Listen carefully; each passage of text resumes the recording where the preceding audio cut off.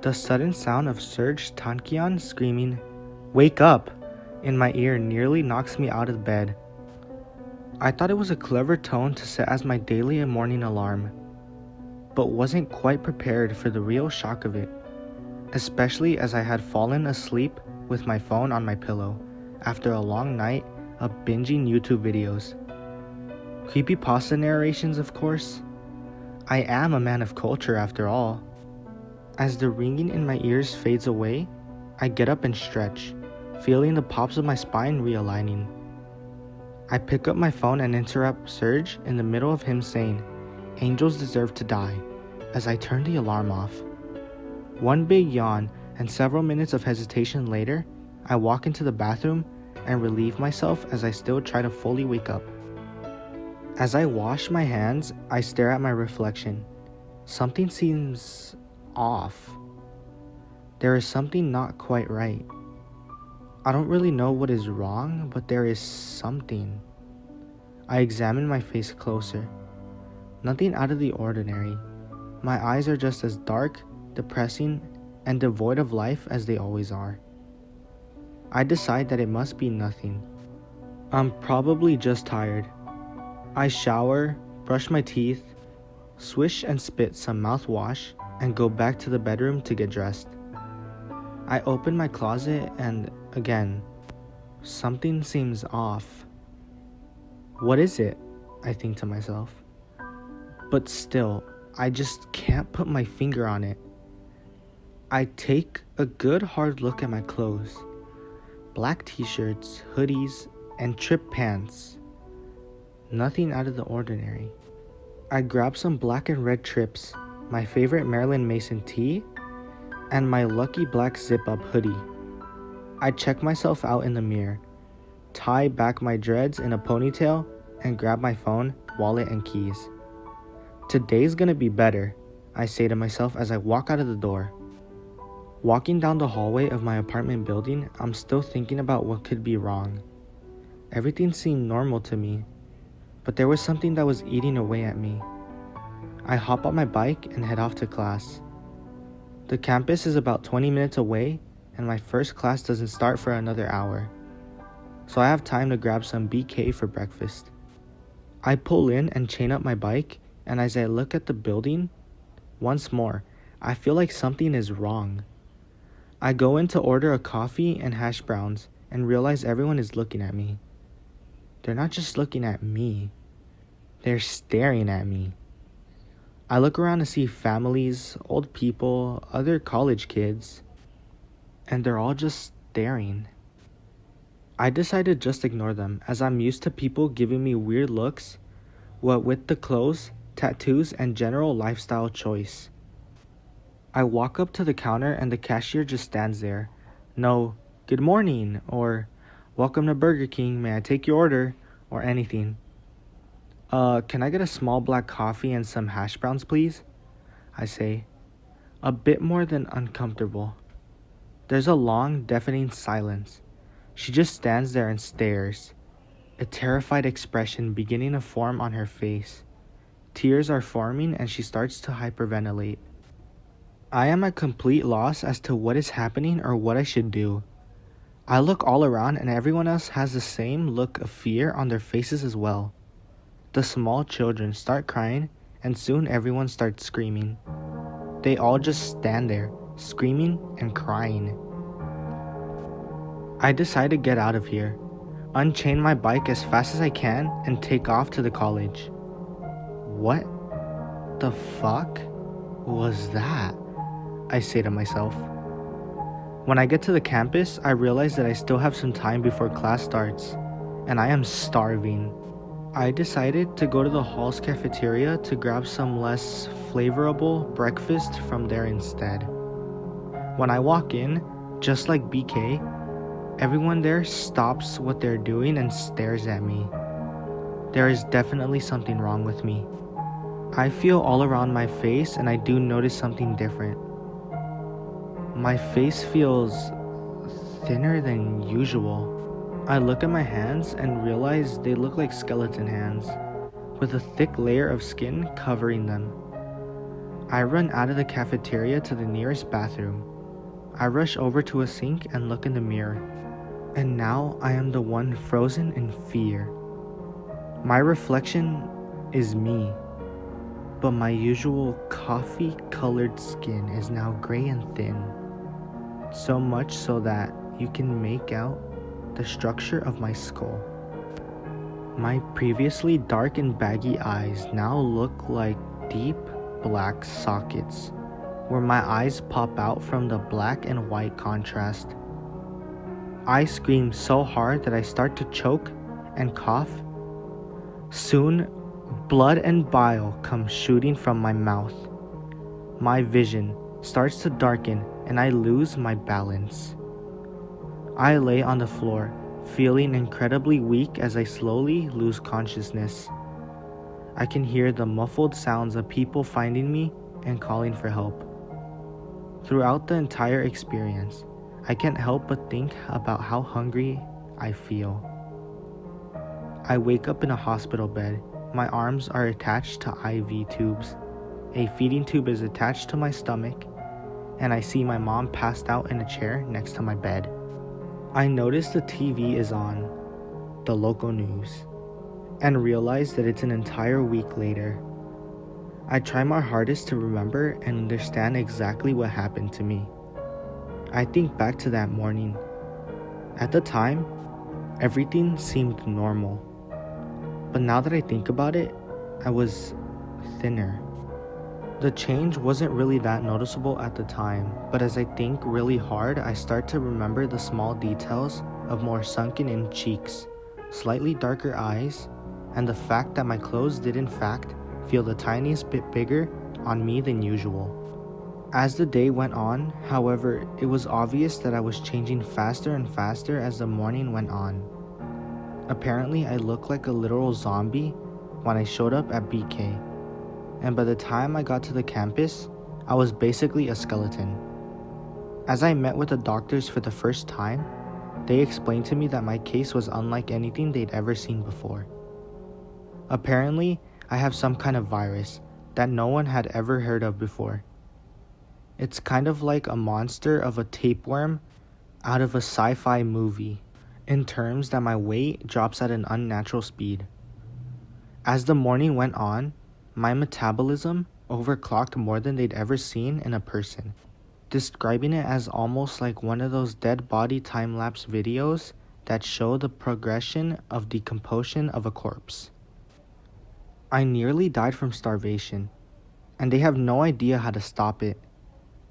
I am indefinitely attached to the feeding tube in order to keep me technically fed enough to not die.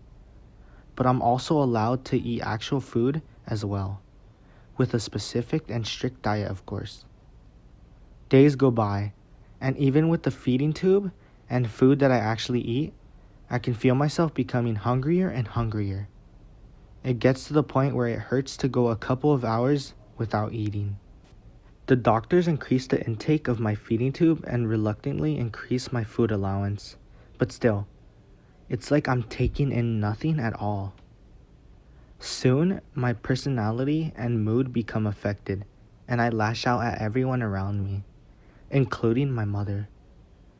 I feel so shitty about it, but it's like I have no control over my emotions anymore. One day, I break mentally. As weak as I feel, I still thrash around like a wild beast. The nurses try to restrain me, but I fight them. My mother reaches over, trying to soothe me by rubbing my face, and then I do the unthinkable. I bite her. I sink my teeth into her hands so hard that some of them crack and break. She screams in pain and rips her hand from my mouth, teeth embedded into her flesh, and blood pouring from her wounds and my mouth. I lose complete control as I lick up and swallow the blood from my mouth, and it tastes so good. I turn my head and sink my teeth into the arm of one of the nurses. The remaining teeth in my mouth dig into her flesh, and I tear a chunk out. I swallow it like a piece of ham and close my eyes as the deliciousness seems to satiate my hunger. For the first time in a while, I don't feel the horrible, unsatisfiable hunger. As I lay there, finally docile, I am restrained and feel the sting of a needle. I feel myself lose consciousness again, feeling the bliss of the absence of hunger pains. I wake up again, fully restrained in a different location. I can only move my head as my arms and legs are strapped down to prevent me from grabbing a hold of any more delicious nurses. As I lay there, I think about the unexpectedly wonderful taste. I begin to drool at the thought of tearing into that nurse's arm, swallowing her flesh and blood. Unfortunately, it only takes about a day for my hunger to return. It becomes clear that a stomach pump and some hospital food isn't going to be enough for me. I need more. As I try to block the hunger pains, I long to sink my teeth into some more flesh. One day, I'm informed that my mother and the nurse that I bit are both dead. They died a couple of days ago after the incident. Not from infection of blood loss, but from hunger. So I guess technically they did die from the infection of whatever virus this is that I have, which is apparently transmitted through bodily fluids. I grieve for about an hour before the thought of eating takes over again. It wouldn't be too long before I am relocated to a new facility where I am subjected to repeated tests and experiments. The whole thing is very hush-hush, of course. Society tends to look down on human rights violations even for cannibalistic freaks like me. One day, I'm injected with a sleeping drug, and when I wake up, I'm no longer hooked up to the feeding tube. In fact, I'm no longer in a hospital room. I look all around and realize I'm in a cold, dark room. My hair is completely gone, my clothes are a gray prison-looking jumpsuit, and my body is wrapped in chains that are attached to the walls. "What the fuck is this?" I yell out. I feel so weak and the hunger hurts so bad. I sit there, thinking only of the hunger. I don't care that I lost my mother, my freedom, or who I am. I just want something, or should I say, someone to eat. To my surprise and delight, I am granted my wish. The sound of an alarm goes off and a door opens. Inside stumbles a terrified-looking man in an orange jumpsuit, his arms bound behind his back. I don't hesitate to go after him as I pounce and immediately take a bite out of his nose. He screams in pain as I chew and swallow it like a wonton. It tastes and feels so good that I want more. I bite into his face more and devour chunk after chunk of flesh and blood. His screams eventually go silent, but I'm not even close to being finished yet. I remove his jumpsuit and begin tearing into his body. I gorge myself on his flesh and organs until finally I am full. I drop to the floor onto my back and start laughing with joy and bliss. I've never felt so good before. I've never felt so strong before. Nobody comes to claim the body for days.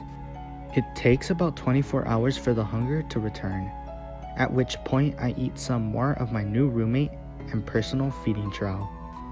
When there is nothing left but bloody clothes and bones, somebody finally shows up to collect.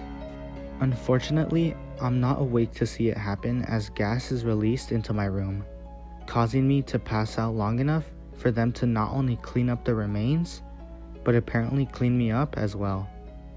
This becomes my new life. I am regularly given a new victim, prisoners I assume, and I am able to take my time with them until there's nothing left, at which point I am gassed, someone collects the body and clean me up. Unfortunately for me, the trade-off for being relieved of the hunger is that my senses return and I think about everything from a stable mind. I think about my mother and what I did to her. I think about my life and how it will never be the same. I think about the future and the uncertainty of it. While I do regret what I did to my mother, I'm not disgusted by it. You would think that having the sane mind would mean that I would be disgusted at the thought of eating human flesh. But no, I'm not. I enjoy the taste. I enjoy the feeling of the meat between my teeth and the feeling of it sliding down my throat. Even without the hunger, I think about the joy I get from it, and I don't feel any shame for it. I have come to terms with the fact that I am a monster. I don't know what virus this is that I have. Even with all the tests and experiments, nobody can figure out what it is, where it came from, or how to cure it. I don't know where I am. I don't know who the people are that have me. I do know one thing, however. The imprisonment and limit on my food simply will not work for me. Fortunately for me, I realized something that they didn't. I'm becoming resistant to the gas. It takes a little bit longer for me to pass out. One day, I become fully resistant. I use this to my advantage and pretend and wait. I hear the door open, the sounds of the body being moved, the sound of someone approaching me. I am placed on a gurney, strapped down and wheeled to another location. I'm unstrapped and declothed. I feel the warm water and the hands cleaning my body. I realize that my sense of hearing and smell is much better than I remember it being. I can tell that a guard is watching over whoever is washing me. I am also fully in control of my body, perfectly pretending to be unconscious and limp. I have a theory. If I'm wrong, I'm dead. However, with all the changes to my physiology, there's one thing I'm certain of. I am stronger. I am faster. As I'm being cleaned, I wake up, break free from my restraints, and quickly position myself behind the poor sucker that just washed my ass. I take a chunk out of his neck and use him as a human shield as I rush the guard. The guard is panicking and doesn't have enough time to react as I throw the dying man over to him, knocking him down. Faster than I've ever moved, I run over and tear the protective headgear from the guard and being biting at his face. The alarm is going off and more guards are coming. I grab the fallen weapon and take cover. I feel so strong and powerful. Suddenly, a bullet manages to hit me. It hurts, but not for long. I dig it out with my fingers and realize, to my absolute shock, that I am slowly but surely healing. I have yet another theory. I toss the gun away and yell out, "I surrender!" I step out, my hands in the air as I'm rushed by some very pissed off guards. What they weren't expecting, however, was me pouncing on the closest one to me. I again tear off his headgear and bite into him. I hear the sounds of gunshots and can feel every bullet enter my body. The pain is temporary as I stand to my feet, still taking me bullets. I smile as the blood stains my teeth and body. They keep shooting, but I begin healing just as fast. I continue to approach and they keep firing. It doesn't take long for me to not feel it at all anymore. Nothing can be more painful than the hunger. I make short work of the remaining guards. I chase down the ones that run for it, which honestly makes the experience even better. Eventually, there's no one left. It takes a while, but I eventually find a way out of the facility. I don't bother releasing the other inmates because I understand that we are all here for a reason. The world already has to deal with me and potentially others like me. I think that's enough. As the years come and go, I accept the fact that life will never be the same. As long as I stay fed, I won't lose control, and nobody can stop me. If I go too long without hunting, the hunger and the pain returns. When the hunger is there is when I am vulnerable. I've done some tests myself. I've allowed myself to go hungry and hurt myself to see what happens. it becomes clear that flesh and blood are my elixir of life. I need to feed to stay strong and resilient. I need to feed to keep a logical mind. Most importantly, I need to feed to live. In horror movies, the werewolf or vampire protagonist wants to find a cure because they hate what they've become. They can't accept that this is who they are. I'm not the protagonist though. I'm the villain. I am embracing it. I am an apex predator, and there is not anyone that can stop me. The world is my all-you-can-eat buffet. I'm not stupid though. I'm discreet. I don't make a scene, and I take people that won't be missed. When I'm done, I dispose of what remains. I don't overindulge, and I don't lose control. I didn't ask for this. I didn't want this. But I'm not going to stop.